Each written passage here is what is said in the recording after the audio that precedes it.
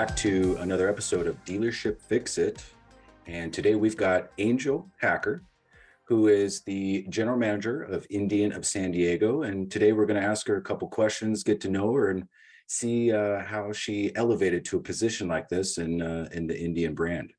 So welcome, Angel. Nice to have you. Thank you. I appreciate it, Jacob. Thank you. Thank you.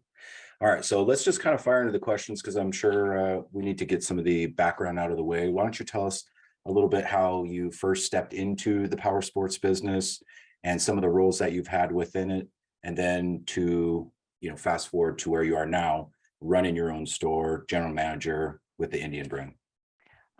Well, I've been in power sports for 11 years. I started, as a lot of people do, on the showroom floor, out there hustling, grinding, figuring out the CRM, figuring out the 9-step sales process, what it feels like to sell a power sports product right on the ground floor, which I'm really, really appreciative of because it's given me that framework that's transferred throughout the last several years, whether it's in management or counseling or just direct interaction with other operators.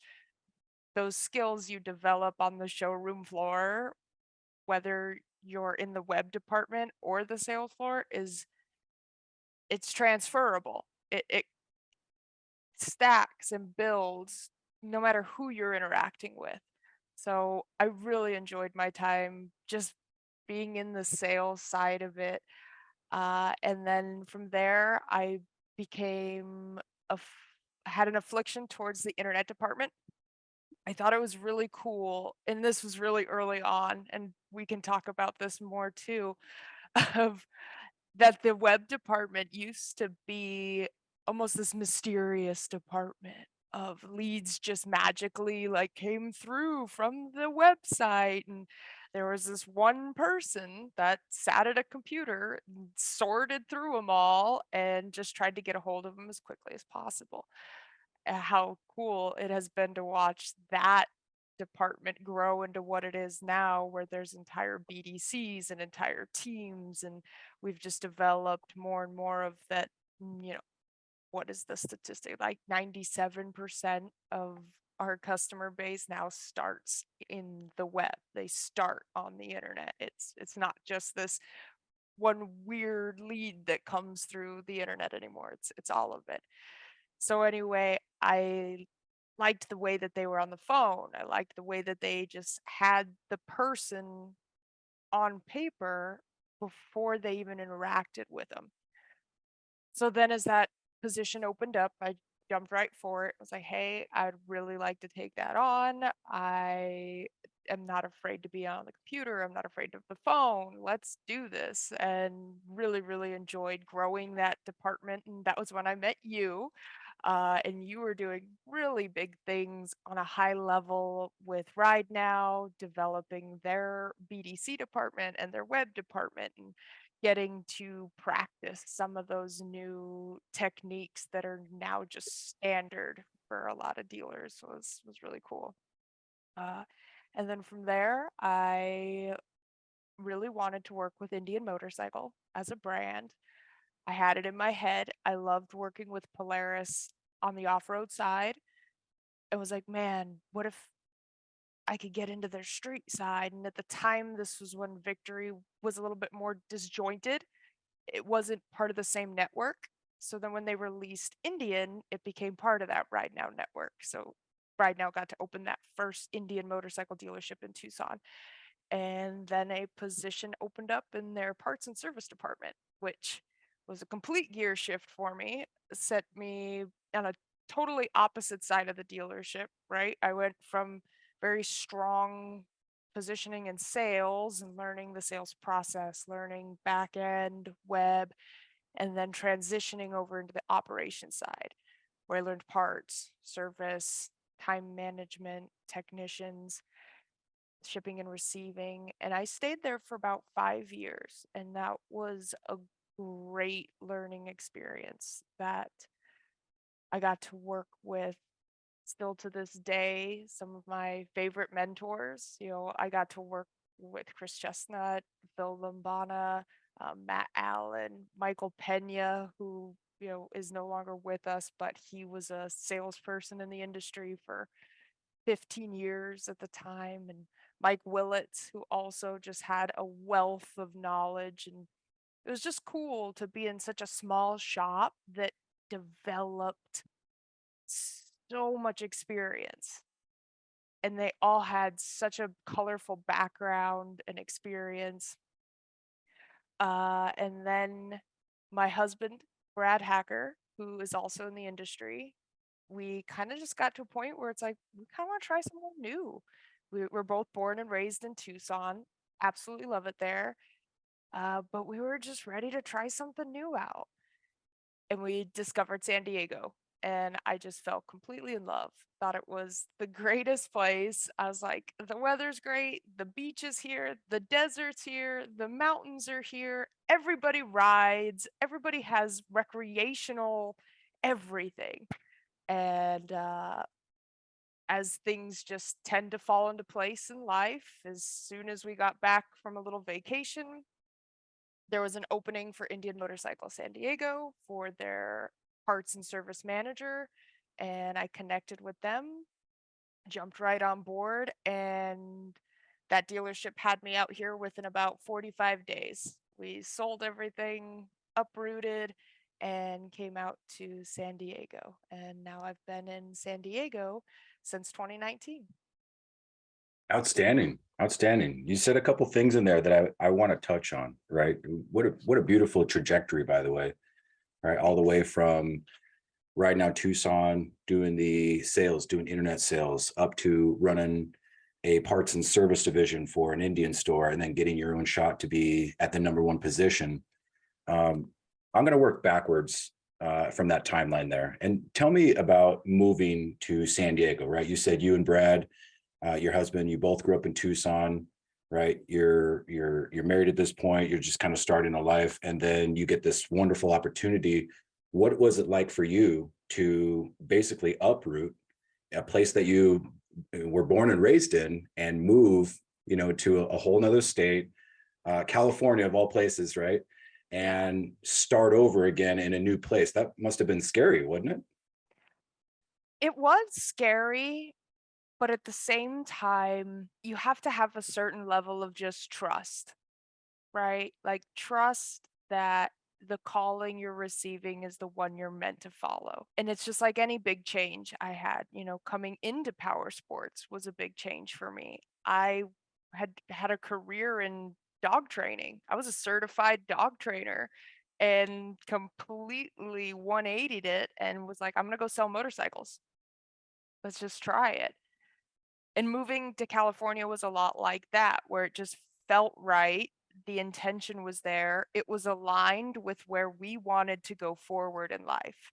And I think that was the biggest thing, is just making sure this feels right in the steps we want to take going forward in our life. And I think about that even when I'm in business or working with another dealership or another operator, of where do I want this relationship to go? And are we in line with the same goals? And it's okay if it's not, you know, s- staying somewhere works too. It doesn't always have to be an uproot and a leave situation. That just was what I was craving and what my husband was craving, and where you want to go to unlock your potential. You can't unlock your own potential until you start really leaning into those scary, resistance filled places. Getting out of your comfort zone. Absolutely. Yeah. So there's a lot of a need for power sports professionals, has been for very many years, right? And I think a lot of them are more or less scared to make that leap, right? At least something outside of the state that they're currently in. What's the best advice you can give to anybody that is kind of on the fence? Maybe they're comfortable in a position, but they want to grow, but that next opportunity is 8 hours away in another state, or two states away, or from one coast to another. What kind of offering advice would you give to that person? My first piece of advice would be always find where you want to go and the opportunity will be there. So you Find where you you want to go. you nailed down the location first. Yeah. I Yeah. gotcha. That was Okay. important to me. That certainly helps. It certainly helps. Yeah. The other thing I would say is there's no such thing as time wasted if you spent it working on something that opens you up, right? There's no such thing as time wasted if you're trying to learn something new. So even if it's a temporary thing, even if it's a, hey, maybe we go try out this job out in Seattle, or we go try out this job out in New Mexico and see what it's like to live there, go for it. Worst case scenario, dedicate the time, spend a year, 2 years, 3 years, and no one's going to ever be able to take those years away from you and the experience you gathered there. And you're going to learn new things, period. If you're going to a new place, you're gonna learn new stuff that you'll be able to grow with. That's great. That's great. So with learning new experience, right? We all learn in our own different ways. We all have our own challenges, our own opportunities in life, this journey called life. What would you say some of the most unique challenges were for you, not only in the transition from position to position, but also becoming a general manager, doing parts and accessories for Indian, and just kind of learning the back of the house, the front of the house, the digital sales, and then overall operations. What were some of the unique challenges that you faced in your career? I would say the biggest challenge that I had to overcome and work through was going from a very established, large company that had a lot of their core values and processes established, and you were just kind of fitting into the game and the puzzle that was already created. Whereas when I got to San Diego and got to a single line, single owner, very new to the industry business, none of that was there. There was the vision, but it wasn't grounded. It was just this idea. So that challenge in itself was taking that vision and taking that idea and knowing that, okay, what are the processes I've learned so far? What are the processes that I went through in that big company that I can bring to this small company? And is it scalable? As we grow this, can it grow with the company? So that was a huge challenge of it really isolating each and every process. You don't think about just how many processes make the machine work, but it's not just that 9 step sales process. It's the how do you log? How do you want your salespeople to log? How do you want your parts people to answer the phone? How do you want your service writers to check in each and every bike? And not just a, oh, well, I want them to do a good job. It has to be a, well, they gathered this information, then this information, and then they relay these questions. They practice a YMCA or they practice some sort of sales process, whatever works for your demographic and your team. And it's clearly replicatable to new people.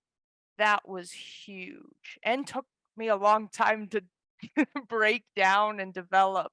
For the folks listening to this, you brought up the sales process, the 9 step sales process, a couple other acronyms in there as well. Do you remember the 9 step sales process? Of course. Let's let's hear it. The first one is greet, right? First one's greet. Yep, Okay. of course. You got to get your greet, and then your greet rolls into your probe, or I believe now they've rephrased it to the guided discovery, Mm. which is cool, but it's means I guess probe might have been a little offensive to some people.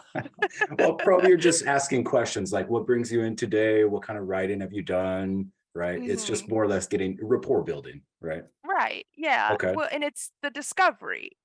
You can get to know the person, but then you need to progress to why are they there? Right. What is it there? What are the needs you're trying to solve? And then you go into the sit on, got to Sit get them on. on it or Yep. in it, whatever. And Throw a leg then, over. yep, throw a leg over. And then you have your presentation. which is a great step of making sure you highlight some featured advantages and benefits. And how does it relate to the person you just met in step 1 and 2? That's the important connection in the steps, right? Mhm. Of don't just blabber out a bunch of cool specs. What does it mean to the individual you met? What kind of connection did you make with them to discover their needs, wants, and desires to where those fabs make sense? And then from there, control, sit them down, follow me, get them to a table, get them to a desk, and then write them up. Nothing's real until you write it.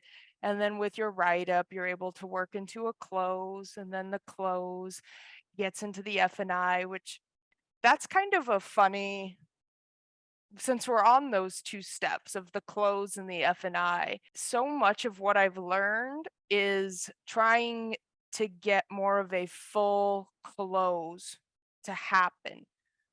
Whereas I think there's some disconnect here across a lot of different dealerships of, do you just close on a unit, or do you close on a unit plus protection plus PG&A plus gear, or are you closing 8 different times throughout the sales process? Did you Uh, get one yes or did you get 6 yeses? Right? yeah, yes. And I think there's always going to be several swings and several different closing opportunities. However, a step we kind of started implementing our dealership and even back in Tucson, and I know in a lot of the larger dealerships, this is a huge part of their dealership tour, is getting an idea of what PG&A we want to attach to the unit ahead of time, right after that write up step. Let's start getting more right then and there. Yep. Get the PG&A ticket, get the install ticket. F&I, swing for the fence, like try to get as much approved as we can. That way, when you go out to close, you can close with a full menu of, hey, here's your PG&A you picked out. Here's a maintenance plan. Here's a warranty. Here's a paint protection. This is all rolled into payment A, B, or C. And that's that menu closing technique that I think is Right. just extremely valuable and not talked about enough, and isn't practiced enough in the dealership. And I think it's just because there's a little bit of a break between doing it that way or doing it more of the car way, which is you do a first pencil, and then great, you got that first pencil closed. Now you got to get it approved, and now we got to get the PG&A. Now you got to get this. I like the menu process a lot better For personally. sure. A lot Mhm. more involvement in the whole process rather than get it all up front and then worry about everything else right after the commitment to buy. So Mhm. let's go through those one more time. So we got 1 is greet, 2 is probe, Mhm. 3 is Mhm. sit on, which is Mhm. getting them on a machine or 2 of them. Number 4 is sitting down at a table, and this is what starts the negotiation process, Oh, right? did you remember presentation? You got me. That Oh, was presentation. All right. And then you sit down and then you do the write-up, right? Now, in terms of KPI numbers, how we judge the proficiency of a salesperson and how we look at maybe some of their metrics on how well they're doing as a salesperson progressing through these steps. mm, How much did you watch that in terms of you've got a greet to a sit down and a sit down to a write-up and a write-up to a close? How often were you looking at those main numbers and the relationship between those KPIs? I think it varies on the dealership. For us, it was a data barrier that we were just starting to kind of develop and work through, but that was only because we were a really small team. It was one salesperson or just the sales manager who you're monitoring, watching. However, I think it is still highly important, and comparing it to your transactional data is really, really key of, okay, how many parts tickets are we doing versus leads getting plugged into the sales CRM? And then from there, where I really focused, at least for a small dealership, was in that how many finance apps are we getting? How many of the sit Mm, down write up steps are we getting to? Because that, for me, especially in these smaller dealerships where you'll get a lot of repeat foot traffic, where you'll see that same customer 80 times, it starts to get a little hard to distinguish against do you log them? Do you not log them? Or like, how often do you need to log this guy? yeah, And I really liked the price of log every time, yeah, log every single time. What, like, what, who is going to tell you, hey, you're annoyingly logging that person? Well, that person shows up a lot. yeah. And you should know that. Like, you should have data that tells you that story of like, wow, Mary Joe comes in like 50 times a month. But then you now have a really great source to see who your best customers are. Great. A super fan, right? Yeah, you have a super fan. But that's why I think the step tracking is really important, because then you can see, okay, well, Mary Joe's comes in 80 times a month. How is that affecting your write up percentage? How Right. many write ups are you getting? Um, so that is one side of it that gets a little tricky in the small shops. But again, log everybody, log them Log all, everybody. Log log everybody everybody. and mark what step you're at with them when you leave them. Right. So if Mhm. you close it, great, job well done, and you can go all the way to step 9, or some dealerships use 10. But Yeah. this sales step process, this is 100 years old, right? I think it was developed by Ed Lemko. You and I learned this way back in the day when we were selling on the floor. Clearly, I forgot the presentation. I just want to go right to the sit down, which that's bad on me, right? This stuff is ingrained to us. But I'll try to include a link to it in this show notes or somewhere in the description, because I've got a really great graphic, right? It's nothing new.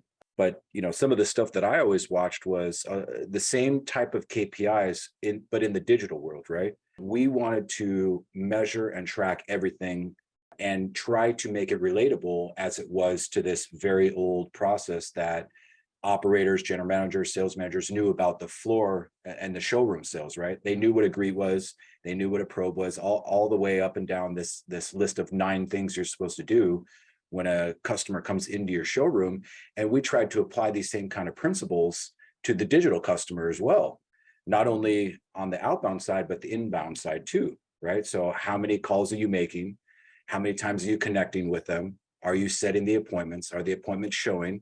And the appointment selling, right? There's a lot more micro conversions within those, but those are the main core of the 5 KPIs that we measure. So it's no difference in terms of the customer shopping online or the shopping that they do in the store. Well, there's a little bit of a difference, but the principles still apply on how you're progressing the customer through these steps of the buying process, right?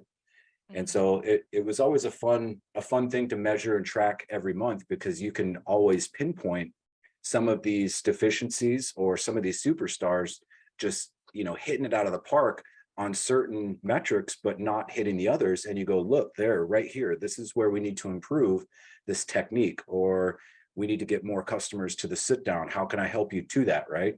Or we're Mhm. not closing as many deals from the write-up stage. How do we get a better closing situation in there? So Mhm. always fun stuff to kind of rehash as we're, in ops and doing other things now than floor selling, right?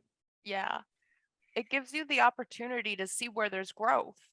It just helps you find the headroom of like, oh, okay, like if we're getting this many calls done, but we're only getting X amount of appointments, and there's a deficiency in the appointment setting, well, that's great news, because now we can work on some appointment setting techniques and try some new stuff to get more appointments, which statistically will just get you more kept appointments, and more kept appointments will get you more bikes sold. Numbers. 100%. Yeah. 100%. So moving on to this kind of brings me to the next question, right? It's more of a perspective shift, right? And really, it's how has our industry, power sports, and the dealership, how have they evolved over the years, and what do you think some of the biggest trends are? And one thing you said earlier in our opening there is when you joined the internet department many moons ago, there was always this mystery to it, right? How are these leads happening? And who's this person making all these calls? And before I let you answer, the age that I grew up with the internet department, even though I was on the front lines and trying to be cutting edge and develop new things and processes, the internet department, when I looked at it from an outsider, it was always where the struggling salespeople went, right? Maybe the showroom guys that didn't get as many ups, or we're in a business where our products can hurt you, so maybe they had a hurt leg and they couldn't walk around the showroom. What do you do? What does the GM do? I'll go stick them Yeah. in the internet department and have them make some phone calls, right? So it was a mix between maybe not the best sales guys, hurt sales guys, or just people who you didn't really want out on the floor interacting with customers face to face, so you put them on the phones. And that was always just such a bummer to me, because I always felt exactly the opposite about, well, you should be putting your best people in there, because you need to attract them to the showroom and get them to your showroom so you can even have a swing at selling them in person. Right. So instead you put your worst people in there. I don't know. But that's a big change that I've personally seen in trying to change that headspace in a lot of these operators' minds is, let's change out some of these individuals that are your front line and first impressions of these dealerships when they call or when they submit their lead. Because you said 90%, 97% start out as an internet customer, but maybe only a portion of those have a hand raiser and they want to interact with the dealership before, right? So what are you seeing in that industry evolution? From my perspective, at least out here in California, we get a little bit of a difference in innovation, right? And so much of that comes with we have a plethora of super tenured, seasoned operators that have been in the industry for a long time, and they're in probably one of the most competitive markets in power sports, which is Southern California. So I've noticed two different things happening. One is this camp of salespeople are becoming the web department, where they just kind of funnel the web department to the salespeople. And say, hey, work these leads, get these people in here. And there's pros and cons of that. And then there's the other camp, which is its own machine, where you have this whole team of BDC callers, phone operators, emailers, texters that drive the traffic into the showroom, and then the showroom is presented with a sales associate or a fit that takes that person the rest of the sales process, right? And again, a couple of pros and cons on that one. To get back to the camp A pro and con, I would say the pro of that camp is I love the idea of the first impression person is the same person that takes them through the whole process, because you are developing a relationship. You're getting to know that person. That salesperson owns it from the beginning. So there's a lot of weight to it. There's a lot of responsibility of like, hey, this is my lead, this is my person. I'm going to follow up with them. I'm going to stick with them. The downsides, not all salespeople are created equal, which is normal. However, I think some salespeople are, they're coin operated. We joke about it all the time. And I think if they don't have the right perspective of how powerful the phone and that email and that text message or that video can be on the customer themselves, they don't put full effort forth into it. They look at it as an inconvenience, they look at it as an annoyance. And they could also look at it as like it's taking me off the floor where I could just get a fresh up and sell a bike or a unit faster than spending all this time on the phone or texting or emailing. Or which I think this happened a lot during COVID, only because I even watched it in my own dealership, is you just get so caught up running around in the swirl of the retail and the people coming through the door that the email people get rushed to the side. You don't have Hmm. time. You're not dedicated to just sitting there and processing that. You have all these other different hats you have to put on and spin around. So that's where it kind of opens up the pros of the separate machine of cool. Now you have people that are dedicated to getting that person back in the shop. They understand the weight and the importance of the lead itself, and they are motivated because that is all they focus on is getting that person in the door. Now, where the disconnect is, I wish we could figure out a good combo of both camps is once the person gets to the dealership, it's like this person they met via phone or text or email goes away and they don't get to see that person. They don't get to interact with them anymore. Now they got this fit or this sales guy, which sometimes isn't as engaging as the web department. And that handover isn't always as smooth as I think it could be. And I think there's also still a little bit of friction from the salespeople to the web department of, oh, these people get a cut of my profits, right? Hmm. Like, and every dealership does that a little differently. I don't think anybody's figured out a good pay plan structure for these businesses within the business, as I like to say, like that BDC department, how do you incentivize them appropriately to drive the best performance, but also have an appropriate pay plan for the sales guys on the other side of it?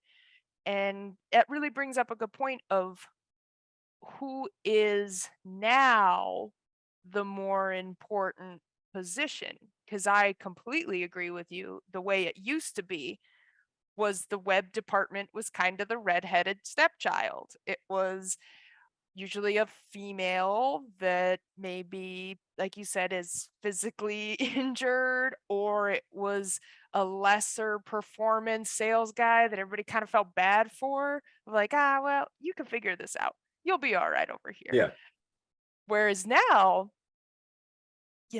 I look at some of the buying processes I've got to experience as a customer myself. And I had one sales girl that was my salesperson, and she was phenomenal. She was the best sales process I've ever gone through because she emailed me every week. She would send me little text messages. This was during COVID, so it was like a pre order situation. And it was great, and I got to go in, and I got to work with her, and she got to take me through the rest of the sales steps, and it was fantastic. Whereas, I think I would have been a little sad if I had lost her and, like, had to transfer to another person who isn't the person that's been emailing me every week and keeping me up to date on the process, and that I feel like I can hit up or call or refer my own friends or family to them. So I think there needs to be a little bit of a shift. Again, I like the camp A having the salespeople kind of in charge of them, but I almost think they need an ally. So you were advocate of the cradle to grave in your own buying experience. So let's just let's think about that for a moment, right? Because there's no wrong way to doing this, right? Your dealership For is sure. going to be different from the next one, and how the internal processes are combined with how you interact with a customer until that point of them coming in and now saying, okay, I'm here, right? Now what, right? Mhm. So in your own experience, how many leads do you think that one particular, saleswoman handled every month? How many do you think that she got to come to the showroom and then she got to sell on her own? Because the things that we don't often think about is what's the efficiency behind that? If she's helping you, with the emails and the text, she's got to do that for everybody. Mhm. But up until the point of you stepping into the showroom and saying, okay, you've emailed me for a week, it was a pre-order situation, I really want to work with you. And you may spend an hour or two with that person, taking her away from the phone, away from the computer, to where she may be missing calls, missing emails that are time sensitive, because everything's always right now, right? You got to do it right now. And so what are your thoughts on that versus having these two teams for a common goal, where, like you said, one team is dedicated to the communication of all digital customers until they come to the showroom, and then that handoff happens to the specialist where he's going to do the features and benefits and basically close the rest of the deal, right? What would you prefer as an operator versus a consumer? Consumer, I really like the cradle to grave process. Now, I do understand as an operator how that can be problematic because, yeah, you have someone who was on the computer that their primary function is answering the phone and making phone calls and being urgent because, like you said, it's all about right now. Whereas where I think that's kind of where I like that ally approach of, cool, your sales guy is getting the lead, works the lead, contacts the lead. However, he also has like a backup, right? Like Mhm. another person that kind of just comes in as like as a sales advocate to like, hey, I just want to make sure everything's going great. Did you get all your questions answered? And, oh, you know what? I'm glad you called. Or, oh, I was working with so and so. Is it okay if I talk to you? I was like, yeah, absolutely. Almost like an assistant Yeah. to the salesperson. I feel like might be a really good way to kind of start navigating it.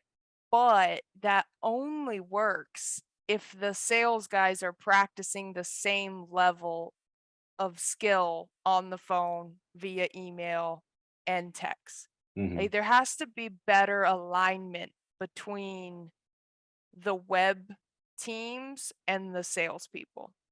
Couldn't agree more. It's a complex job, both of them. Mhm. And having one person do both ends of it, that's a superstar right there. Hire that person and pay them a lot of money, because if they can do both and still perform at a high level, Yeah. you've got a superstar for life for sure. Yeah. Okay, so let's talk about the crowded marketplace, right? The competitive marketplace of Southern California. As a kid growing up in Arizona myself, I always looked at California as, especially SoCal, anything from Los Angeles south to the border, right? As Yeah. like, oh man, Southern Cal, SoCal is so cool. Some of the best freestyle motocross guys come out of there. A lot of race car drivers come out of there. It seems like the innovation in the sport all came out of Southern California in one form or another. Now you're there and you're kind of seeing it as someone trying to do business now in this market. It's crowded, it's competitive. Customers have a lot of options. What strategies do you think differentiated you and your store versus some of the other competitors? I would say right out the gate, it's going to come from your customer satisfaction. It's going to come from, and it's not just always providing this out the box service. It's more of the, it goes smoothly. Everybody knows what they're talking about. There's a level of deeper connection. And that for me, and I think that can be scalable to any size dealership. You just need each person on the team to be on the same page of there's something very valuable to recognizing Kathy when she walks through the door as the person you sold a Razor 4 XP to. And hey, how's it going, Kathy? And just that, just being able to remember a name and care a little bit deeper about their recreation, what they're into, what they do for a living. It's the format, right? That is the differentiator for sure in this crowded market because the other side of it is there's so many people. There's so many people coming in and out that it becomes very easy to be just a number and Mhm. you're just a transaction. Where if you can establish with your customers that they're not, and that you legitimately care about why they're there and what they're looking for, you will have a career in this industry no matter where you go. Whether it's sales, parts, or service, or management, it won't matter because you legitimately hear what people are telling you absorb it, and you retain it as important information. Their name is important information. And I think any sales manager or manager in general would support me in saying nothing makes you more mad when a salesperson comes in with a write up with no name on it. Like, what are you doing? Yeah. What's his name? Uh, Worst answer ever. Turn around, leave, go get their name and listen to it, hear it, absorb it.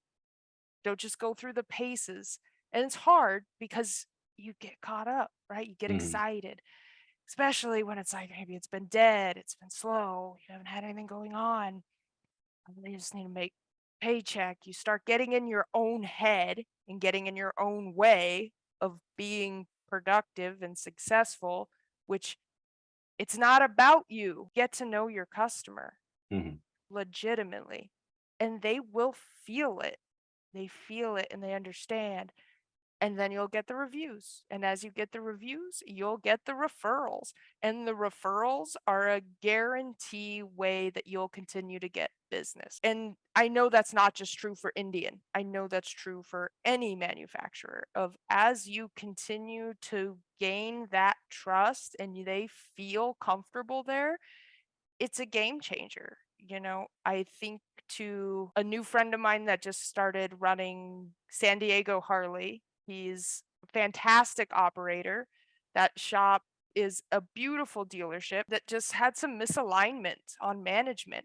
And as soon as Josh got in the door, it was all about positive mentality. It was all about feeling good. He dropped his office down into the showroom. It was like, my door's always open. I'm right here. I bring the energy and we care. And all of a sudden, all of these other groups and writing groups are like, oh, like this is a safe place for us to come to and have community. And sometimes that just comes with remembering why we do what we do, why people buy recreational vehicles. They don't need anything, right? We're taught that pretty early on. For Nobody sure. needs anything we're selling. However, they want that community. They want that place. You don't buy a razor because it's going to increase your stock values. You buy a razor because you get to go out to Glamis every Halloween and rage with all of your friends and family, and you look forward to seeing these same dozen people that you see every time you go out in the desert, and you love bringing it into the shop and meeting your service writer and checking in with them, and the parts department always has cool new stuff that you get to try on and put on your unit. Like that's the side of it that gets so easily lost in all the processes and the steps and the how do we do this? It's like just get back to basics. Get Mhm. to know your customer. It's that step 1 and step 2. They're the Get most to know important. get to know why they're there, right? Mhm. I always used to make an analogy to people that I would come across in trainings, and I go, we're not selling pots and pans, right? Or even if you want to link power sports to automotive, even though they're the same type of business with sales, service, and parts department, you're selling vehicles and registration and title and financing, right? Two very similar businesses, but it's not the same type of transaction, right? You don't buy a Toyota Corolla to go hit the dunes or to go cruising with your buddies in your Nissan Sentra. No, you're going to work. It's a thing that you need to live and do life. To your point, our products can go uh, you know, can go months without riding them, right? Or a person can go their entire life without throwing their leg over a motorcycle. So it really takes that special relationship building to kind of help educate them not only on the first bike, but their second and third and their fourth, right? And so that's what makes it so niche, is that, we sell fun. We sell fun, we service fun, we accessorize fun. It just so happens our products that we sell provide that fun. And so as long as you're kind of with that mindset of, these people want our products, they don't need them, I think it gets you a little bit better, into that customer psyche a little bit more, and almost kind of makes them trust you a little bit more, and just kind of, okay, what do you recommend? Because I need a helmet and I need a jacket, and which bike should I go? Right. Because a lot of these guys are lost at the very beginning of this riding journey that they're set about. Right. Hmm. So good stuff, good stuff. So that customer approach, right? That was your big, this is what we do in a crowded market. We got to be more personalized. We got to have more community. What was your approach to be that, right? And for everybody listening right now, they're all going to agree with you. They're going, yeah, take care of the customer, right? Duh, Duh. right?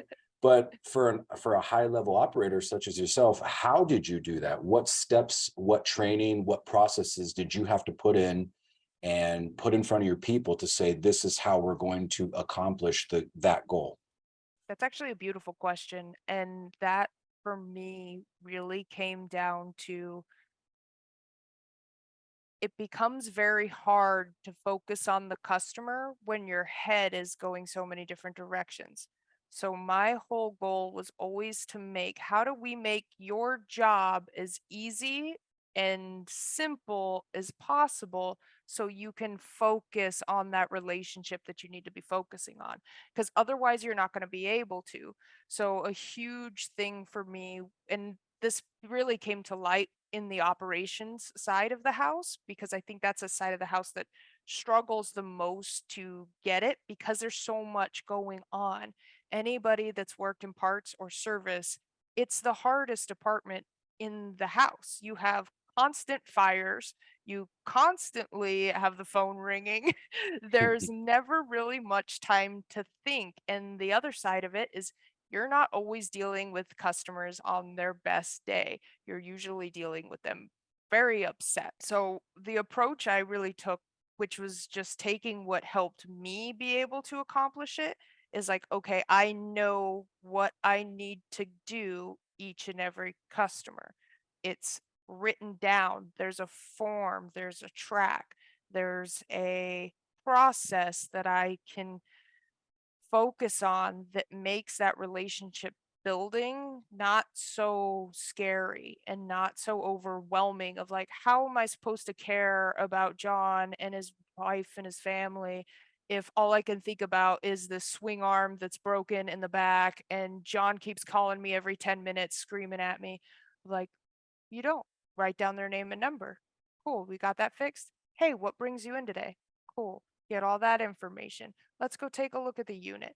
And this isn't just winging it, it's you do that every single time, of follow that step and being aware of where the team finds friction.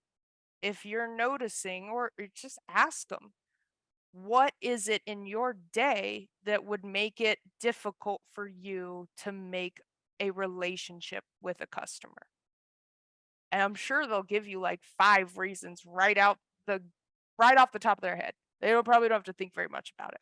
And I think this is true for any dealership, because every dealership is having the same problems. It's just a matter of identifying them so you can then solve them. So one, for example, is it's really stressful to schedule service appointments, of like, okay, well, let's make a framework of how do we schedule a service appointment. And this is going to be standardized for the dealership. So it doesn't matter who's doing it. We answer the phone, we get their info, we find out what they're trying to get done. We schedule waiting appointments in this time slot and drop off appointments in this time slot, and make sure that we're checking the standard repair times to know how much time this appointment is going to require, and add a little bit for upsell. So you're not so stressed out, you have a little bit of time. And just having that set up releases this pressure off a service writer to now, like, oh, okay, their appointment has the appropriate amount of time. I can see it ahead of time. I can prepare for it ahead of time. I know who's already coming in. So when they show up, I know who they are. I know what they ride. I know what they're here for. I have ammo. I have tools that make that relationship building smooth and comfortable. That was always my first thought whenever I would approach an issue is how can I make this easy? How can I make it easy for the team and make it easy for the consumer? Because it has to be both. It can't always just all be about making it easy for the customer, because then you can kind of end up in this really scary discount spiral and nobody has any control and customers just come in and demand these crazy outrageous things and your team is just powerless. Whereas if you focus on both of, okay, how can I make this easy for my team members to actually be able to walk through each step themselves comfortably, and giving them support of, hey, what do I do when a customer does this, or what do I do when a customer just refuses to follow the process that I have as a team member. Like, okay, well, let's give you some tools and tips to manage difficult customers, because really a lot of this is just controlling the situation, controlling that it's your house. You can guide that step together, and then everybody feels great because customers want to feel that. They want to know that their product's being taken care of and that they're working with a professional. Nobody wants to walk into a place and see everybody running around with their hair on fire and stressed to the gills. They want to come in and be like smiling faces and, oh, everybody looks happy and comfortable because they know what they need to get done. That's great. That's great. And so when you're in the mode of developing these processes and you're setting the vision for the store and for the staff and saying this is what we need to do, here's how we need to do it. Did technology play any part in building this process with you in terms of gathering data or just having it in a dashboard or some type of CRM where you can keep track of all these various different issues that these customers are having and really give you a game plan to know how to handle them when they come in? How did that play a part? I think that's a huge thing that's happening in the industry right now, is incorporating more technology because we're discovering more technology. I use quite a bit of technology when it comes to setting up processes and organization. And I mean, just the fact that you can make sure everyone on your team has an email and everybody has access to certain documents that are transparent to everyone on the team is huge, right? And then that way you can limit the back and forth. I have to go ask this person or go ask that person. And it's just, it's all visible. It's all there. I love the idea and the practice of no silos. Don't compartmentalize information to where nobody can get to it. Keep it open for everyone on the team so you can all work towards the greater good. So I would say one of them is, it would just kind of come up naturally of, we would isolate the problem, find the problem, and then, okay, well, how can we make something that solves this for us? So a huge one that I developed that I really think is huge is having a scoreboard of, cool, everyone on the service team can see and understands what their efficiencies are, proficiencies are, and productivities are. And it's visible to everybody on the team. And using reports out of your DMS system to plug in that data, understand how it gets there, and then everyone can kind of work together to improve those metrics, because everyone wants to win. Nobody wants to show up to work and do a bad job. They want to be able to see if they're winning or not. So technology really came into play with that of just the overall management of performance and metrics, because that's how you can tell you're doing a good job, is by those metrics and having good technology in place. Just in the shareability is huge. Google Drives, use the technology that we have. It's really valuable.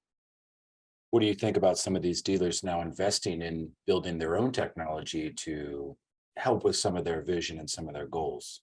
I think it's been a long time coming, to be honest. I've always kind of joked that this industry's been a little archaic, of like, oh, you're still using like a old school like calendar for scheduling with a pencil?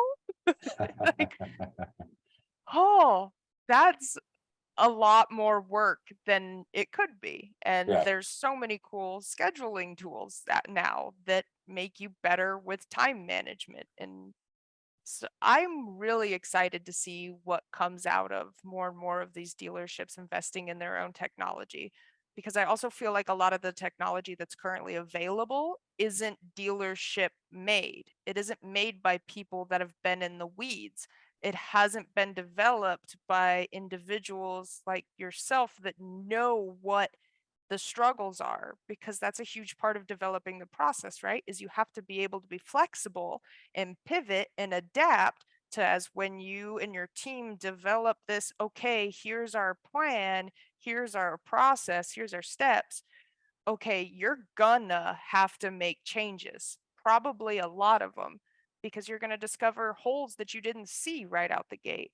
You're going to find these, oh, well, we're noticing that when the unit gets sold and then the service department gets a notice that the unit is sold, it's not communicating to the parts department what parts need to be installed. So we're thinking the unit's ready to go and it's all prepped and safetied and out in the front parking lot. And then the sales guy and the customer walk out to the unit and then they're like, oh, where's my handlebars?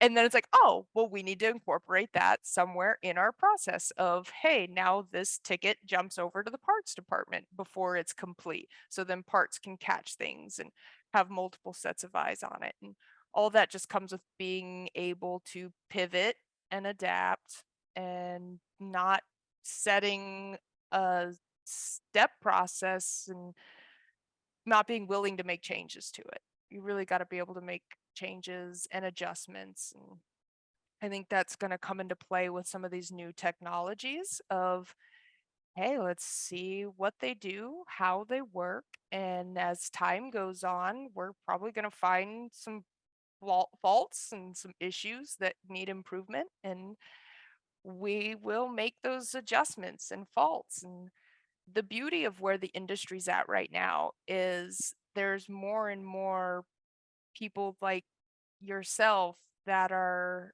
younger, that have been in technology since the inception and watched as other industries discover these automations and they discover these better tools for customer interaction and time management. And I wonder how we can incorporate some of those technologies into power sports that, like I said, I feel has been very archaic for a while now. So it's gonna be exciting. If let's say you had a magic lamp and the genie comes out and he says, Angel, whatever your problem is, we're going to solve it with technology right now. What would you say is the biggest deficiency, the biggest problem, the biggest black hole that you have not been able to fix with processes yet that you think technology would? What's the number one thing?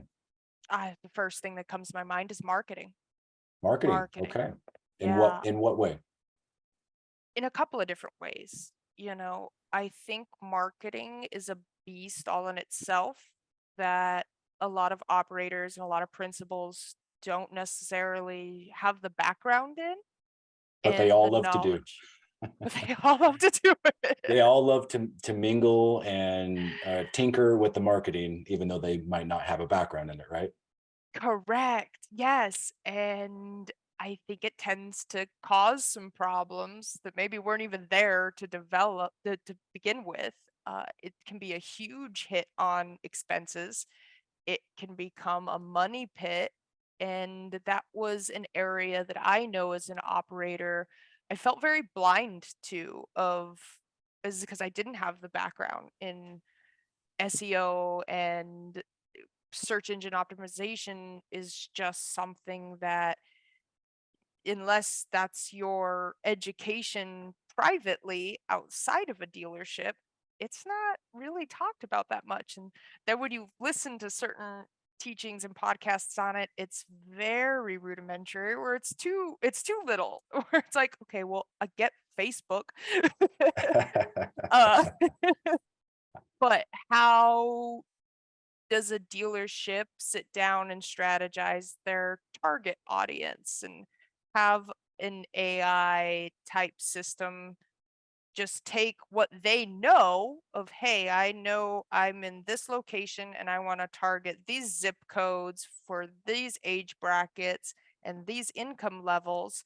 These are the people I want my content getting to. And that AI system and technology can just take what they actually know and be like, cool, do this. A lot of people would argue that it was almost that easy up until the last Apple update, which removed a lot of those, personal tracking metrics that our phones keep on us, right? And a lot of people thought that was great for, privacy, which it is. And I know California's kind of been on the leading edge with this, with the CCPA and all those laws that they passed about, consumer protection. But it really has done a number on our marketing, being able to deliver the right messaging at the right time to the right customer. That's the holy grail of any marketing in whatever platform or vertical you want it in, right? But that has made it increasingly difficult to deliver that. There used to be ways that you can build an audience based on time or interest level that was damn near accurate, right? If you're looking or even talking and the phone's in the room with you and it might hear that you're interested in something, the old adage is that all of a sudden you'll start seeing ads or display banners on the websites you visit for the dog food that you were just talking about or the shoes that you wanted to buy, right? And we Right. were we were almost there for a lot of our marketing for motorcycles. It's just a little bit longer of a life cycle, if you will, right? Mm. People need dog food every month or shoes every couple months. It's a few years in between purchases with motorsports, right? So let's talk about that a little bit more, and go down that path with you. The marketing you wish it can solve, with your wish with more technology. Is it an expense thing? Is it a getting a broadcasted message, to more masses, or to be more kind of sniper, where you're delivering a personalized message? What would you say was your biggest wish in the marketing arena? I would say better data transparency, I would say, of like, I think it's very difficult, at least it was for myself, to quantify the spend you're doing with marketing to what is actually coming out of it. And I think that just comes with, there were so many different impressions, in the way that different marketing groups and marketing providers define an impression to a click to actual lead retention, and knowing if what you're doing is good enough or strong enough, or if you're just spinning your wheels and throwing money out into the ether, or if it's like, oh, okay, like we spent this amount on this campaign and we were able to generate this many impressions, this many clicks. And I know a lot of groups are really good about this, that they are getting cleaner and cleaner data out of it. I just think, to your point, that the industry of marketing moves so quickly that it seems like right as we start to get it figured out and that there's some actual data to use, it switches, it changes again. So keeping up with the speed in which marketing is growing has been an interesting thing to watch from this industry.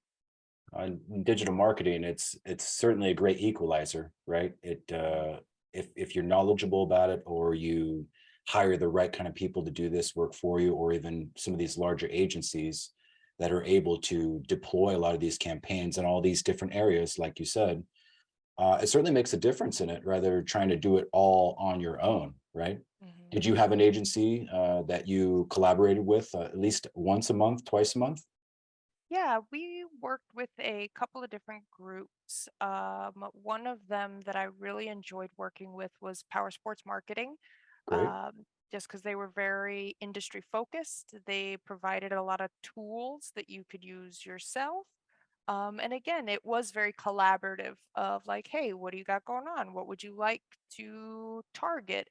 And they were really good about the technology that they were currently using of like, oh, okay, we have dynamic retargeting, we have web tracking, we have these kind of expansive databases where we can target some people that aren't currently on your list that are fitting within your demographic as best as can be done given the certain regulations and kind of roadblocks that you can run into.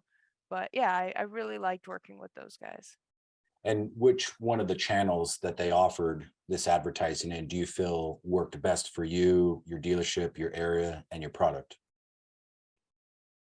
I would say the most productive thing that we would have is they had something called a sharpshooter, which was like a very focused marketing campaign that you would kind of design with them that was sort of like a massive triple threat, right? Where you'd get a giant e-blast, you'd get a phone call blast, and then it would prompt every receiver to kind of complete a little survey, and it was kind of a fun survey rather than just a hey, do you want to buy a bike or not. It was like, hey, what are you excited about? The tacos, the new apparel, what bike do you want to ride? So it was a really engaging, and then that would be paired with a mailer, so it just really hit all of the buttons right in a row.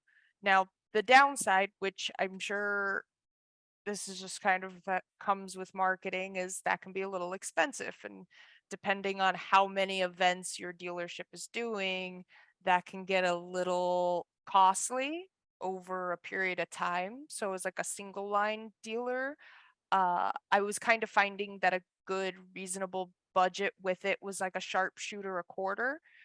Whereas, like a larger dealership that's running a lot of events, and again, this goes into what your competition looks like here in California, running events and doing things to bring customers to your location gets very competitive because everyone's doing something. It's very hard to get people's attention here because there's so much going on.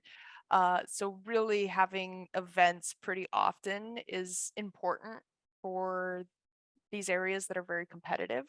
So having the sharpshooter paired with those events, I noticed a significant difference between the events we had paired with sharpshooters versus events that were just, hey, we launched them, we put them on Facebook, we put them on social media, we sent our own little newsletter, but it didn't quite have that same impact of the multiple hits.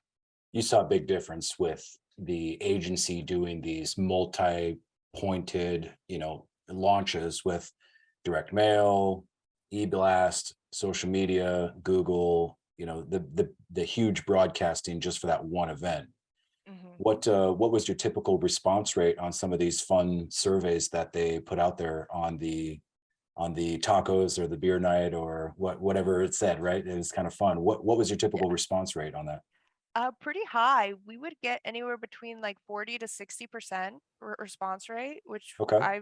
from what I've understood, was pretty strong. Uh, Whereas, yeah, like a regular blast or reach out doesn't necessarily get that sort of traction. Would be in like the 20, 30%.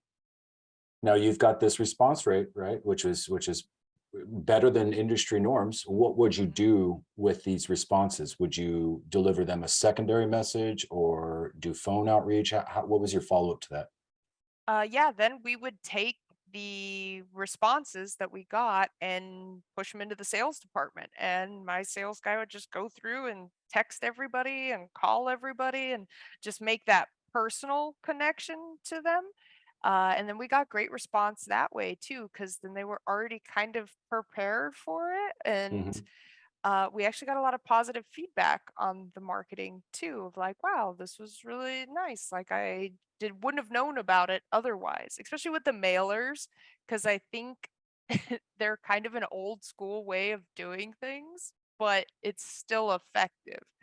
And I think that's just because we still have a lot of customers in that generation that don't check their email or don't spend hours on social media.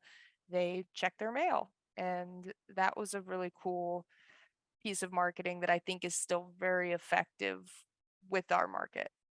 I agree. I agree. As much of a digital marketer that I want to be, right, and be all things digital and be on the latest trends and topics and platforms, I see the numbers too. Mail still works. It has to be a component, not just, the only thing you do is mail. But if you, like you said, group this with a couple other things going on and launch them all together, the numbers in the mails, right? You got a large list that you can afford to send a nice, letter or glossy two-sided type of announcement. And you get a lot of responding out of that, right? Or a Yeah. lot of people at least showing up holding it, right? Hey, I got your mail piece. Where's my hot dog, for the event, right? Hmm. Hmm. So let's talk a little bit more about the events, and then we'll kind of wrap it up. So events are huge in our business, right? For everything that we've talked about so far on this episode, it was all customer centric, right? How do we make a better mousetrap with keeping the customer happy and coming back?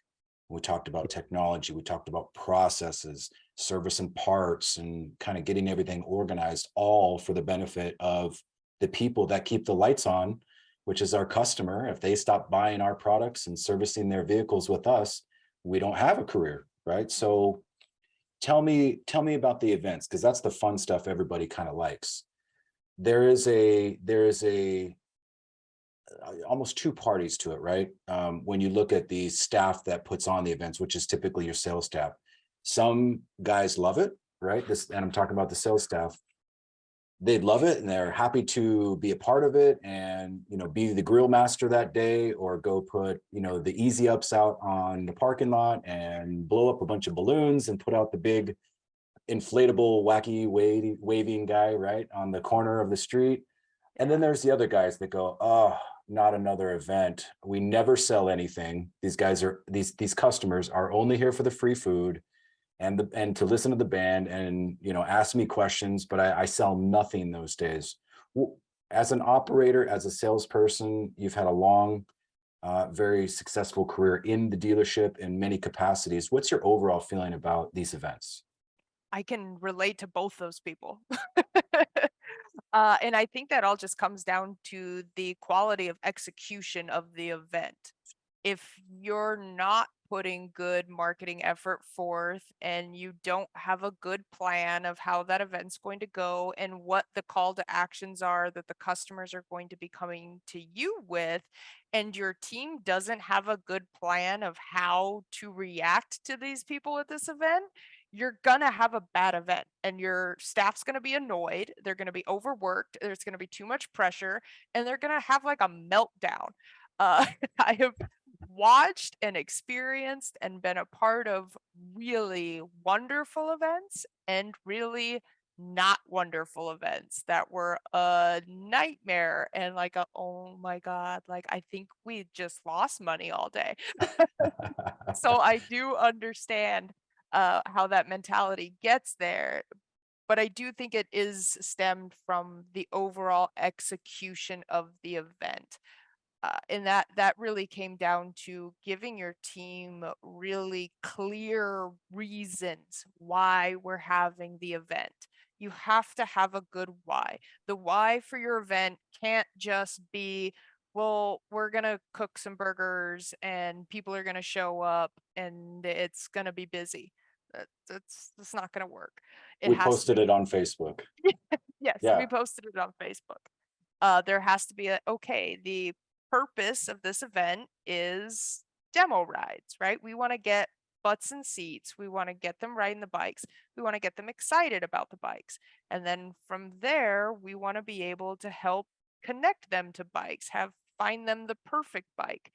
And then having some call to actions in place of like, hey, this weekend only, we have this special PG&A package that we're going to attach to everybody who is purchasing a bike. So you could take advantage of some cool incentives we have going on and giving your team some sort of weapon like that of like, okay, I know I'm going to lean on this as I'm talking to these people at this event. And staying focused is huge with events of like, okay, you don't spend all 4 hours of your day with the one guy that's just there to eat all of the free hot dogs and hamburgers. Like, keep rotating, keep moving, make yourself very available, and not be afraid to do a little bit of juggling where you maybe wouldn't normally. You would want to just stick with that one person and guard them and protect them of, oh, like, okay, like rotate them through, set up, and having your dealership set up appropriately of like, okay, we have multiple tables, we have multiple seating areas, we have spots where we can follow that sit down step, drop somebody somewhere and be like, cool, you got a drink, you got a beverage, great. I'm going to run these numbers real quick. I'll be right back, keep them entertained. And then same with the entertainment throughout the dealership of like everything can flow together so you don't have so much chaos in the event happening in totally, that totally. purpose. Yeah. Tell us about your best event. Maybe not the most successful. Which one do you think was your best that you had the most fun or turnout to? I would say personally for me, the best event we had was the Medicine Wheel ride in 2021. It was right kind of in that cusp of COVID where we were still wearing masks, but not all the way, and events were just now coming back. So we hosted a Medicine Wheel ride, which was a ride to support and bring awareness to Indigenous women and how that they can go missing and not be brought to media attention, and they're just kind of the lost sisters of the Indigenous people. So it was a really, really beautiful cause, and it brought out this huge group of people, and chaos at its best for sure. We had tattoo artists, we had people out in the parking lot that were BYOB. They were bringing beers in their saddlebags. We had food and music and all the things going on. And in all of that, every staff member just had their focus of like, okay, here's my focus. I'm sticking with focusing on the apparel, or the salespeople were focused on working on the showroom floor and answering questions and presenting units and keeping that rotation going and not getting too caught up in the chaos of everything and still having a ton of fun. And that was a really cool event that I think we ended up selling a few bikes that weekend, which always feels good when you can leave an event knowing like, okay, we made some action, people took home some bikes, and at worst case, you always want to know that you loaded the pipe, right? Like, Yep. okay, I have, if they didn't purchase today, because sometimes it is a lot. And I've had customers before that are, it's like, this is too much.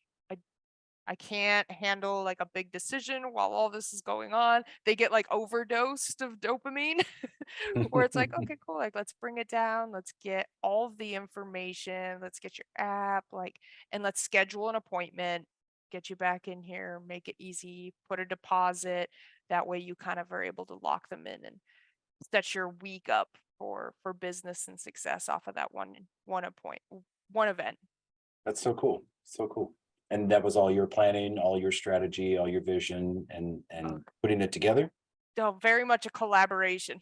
It's very much working with like a marketing manager and working with people in the IMRG group and having them take on tasks. A lot of delegating has to happen to make an event successful of and isolating all of the things that need to be done and breaking that up by person. Like I said, having everybody have their set tasks is huge of okay, here's my job during this event and helping make sure everybody has support through that and being able to kind of just orchestrate from there.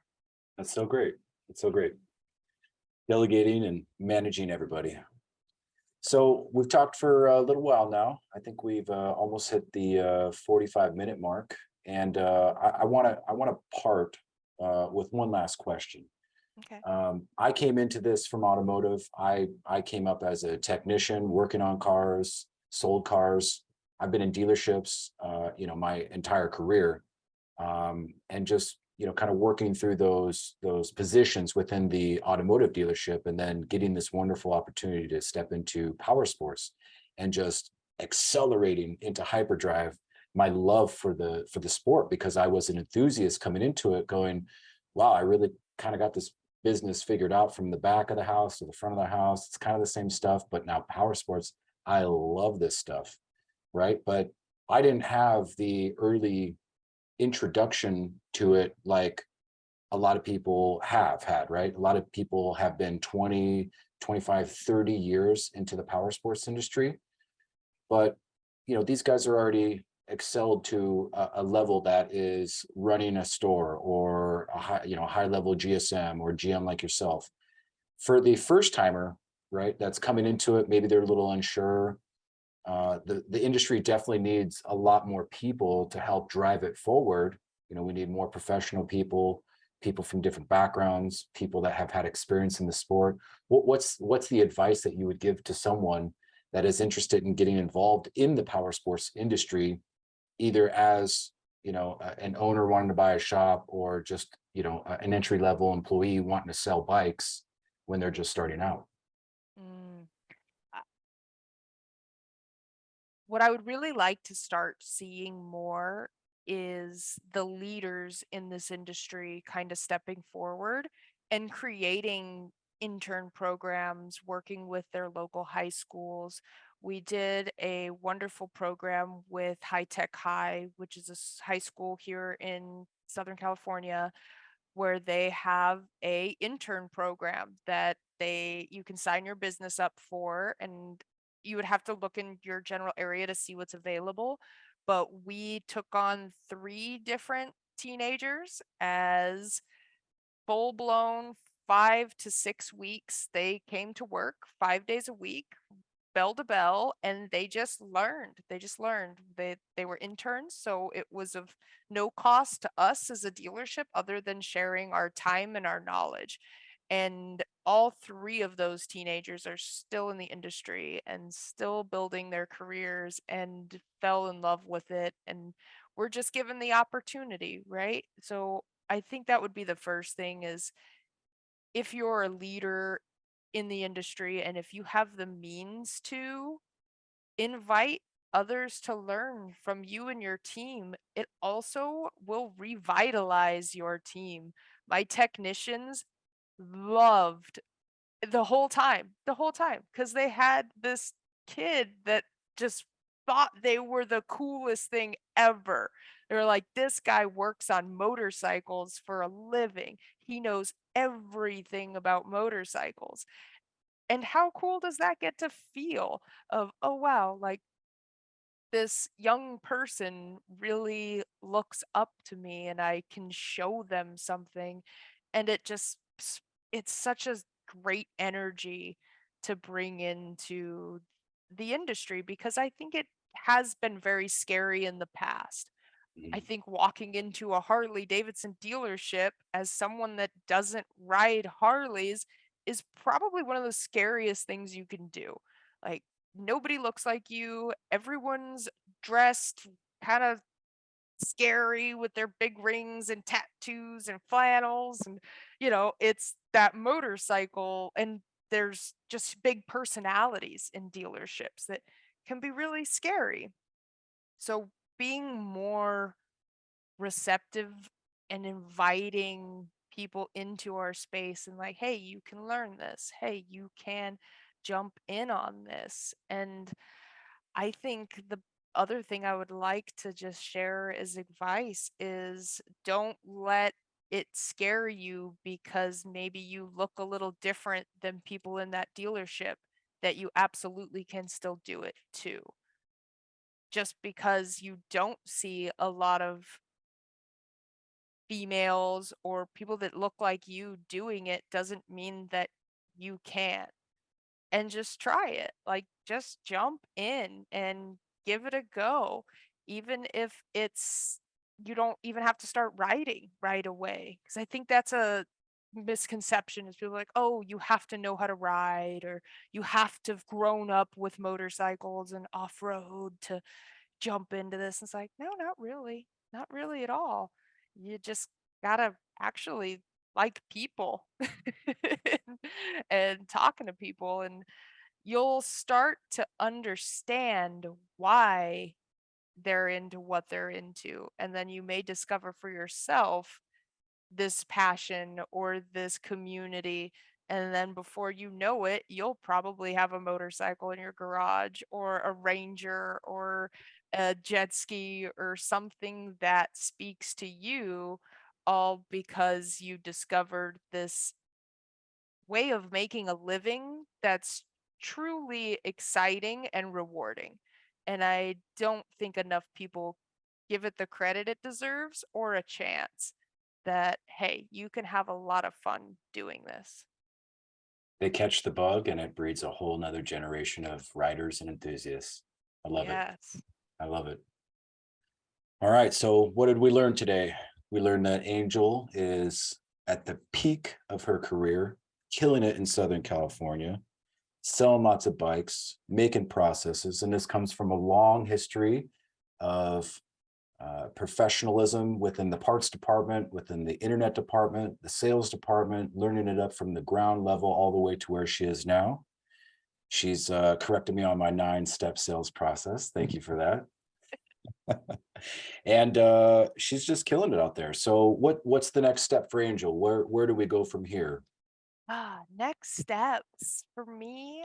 I am really, really feeling into this calling to help and drive more for other operators and for other dealer principals, and really getting into that saying, the rising tide raises all ships, is I want to be able to pull myself out of just a single dealership and be able to help several, and be an advocate for them and help them through a lot of their struggles. So that's some of the stuff I'm working on right now, is developing some tools and tips and counseling with other operators and other owners that just need somebody that's got their back.